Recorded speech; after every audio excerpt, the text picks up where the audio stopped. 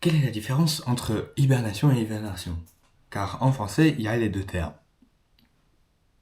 Et vous allez voir que la différence, c'est vraiment simple.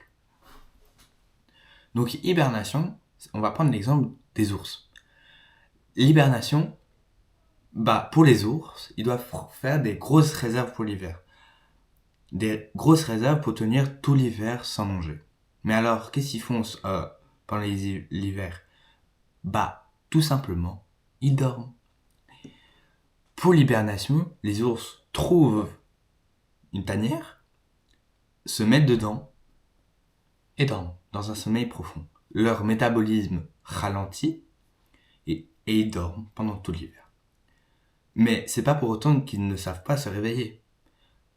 Vous allez croire qu'ils se réveillent qu'au printemps, alors que c'est faux. Un ours n'a aucun mal à se réveiller pendant son hibernation.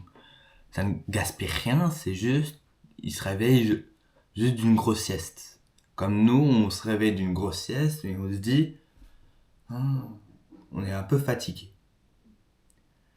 Alors que l'hibernation, là, c'est complètement différent. On va prendre l'exemple du poisson. Le poisson, au moment où l'hiver approche, il commence à ralentir.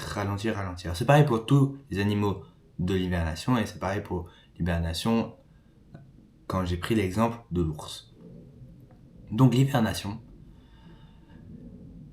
le poisson il va ralentir et quand l'hiver est là, il sera en léthargie.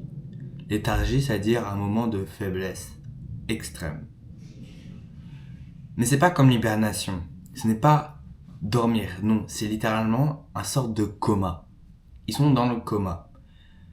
Mais alors, est-ce qu'ils peuvent se réveiller? Eh ben non. Les réveiller, ça dépense plusieurs milliers de calories. Et donc, déranger un animal qui hiverne, c'est très dangereux pour l'animal. Il peut en mourir à cause de fatigue. Parce que se réveiller d'un coma, c'est fatigant. Surtout pour les animaux. Abonne-toi.